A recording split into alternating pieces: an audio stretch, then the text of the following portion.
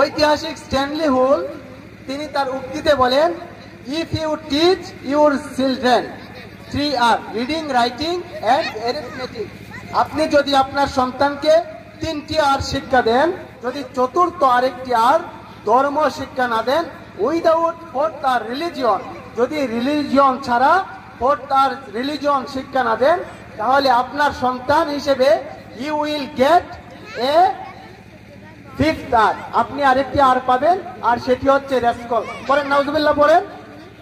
এই কথা কে বলতেছে?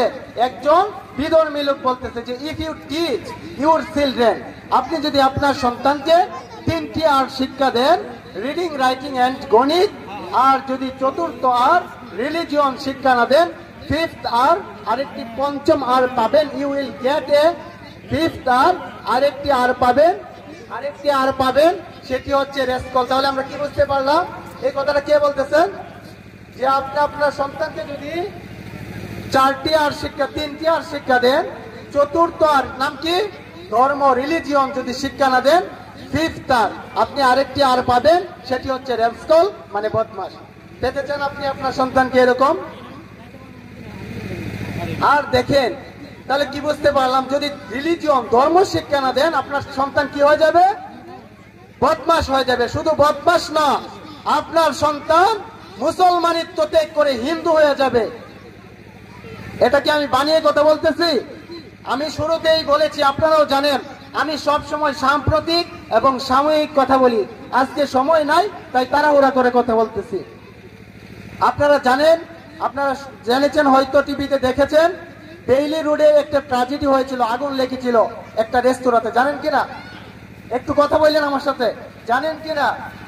এইখানে একটা মেয়ে অগ্নিদগ্ধ হয়ে মারা গিয়েছে, বৃষ্টি খাতুন।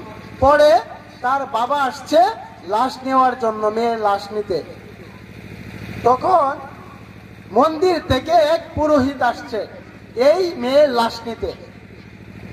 এই মেয়ের নাম ছিল প্রথমে বৃষ্টি খাতুন, পরে সে ধর্ম বদলাইয়া নিজের ধর্ম ত্যাগ করে হিন্দু ধর্মে নিজেকে দীক্ষিত করে তার নাম রেখেছিল অবিশ্রুতি শাস্ত্রী। নাউজুবিল্লাহ পড়েন।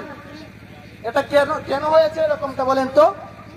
পরে হাসপাতাল কর্তৃপক্ষ যারা ছিল দায়িত্বে, কর্তৃপক্ষ, তাদের কাছে একদিকে বাবা লাশ ধরে টানে, আর একদিকে পুরোহিত, মন্দিরের পুরোহিত লাশ নিয়ে টানাটানি করে।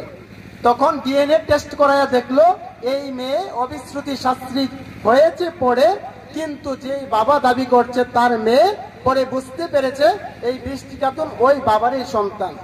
এখন বুঝতে হবে প্রিয় ভাইয়েরা, আপনার সন্তানকে ইঞ্জিনিয়ার বানান, ব্যারিস্টার বানান, লয়ার বানান, যা ইচ্ছে তাই বানান, সর্বোচ্চ শিক্ষা দেন, ডাক্তার বানান, আপত্তি নাই।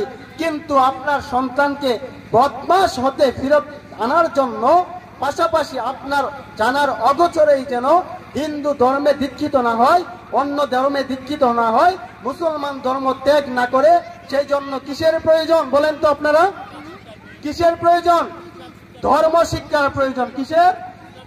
তাহলে প্রিয় ভাইয়েরা, আমার আলোচনা যারা শুনতেছেন, মা বোনরা যারা শুনতেছেন, প্রিয় মা বোন ভাইয়েরা, মুরব্বীরা, আপনাদেরকে উদ্দেশ্য করে বলছি, আপনি আপনার সন্তানকে প্রথম কোরআনের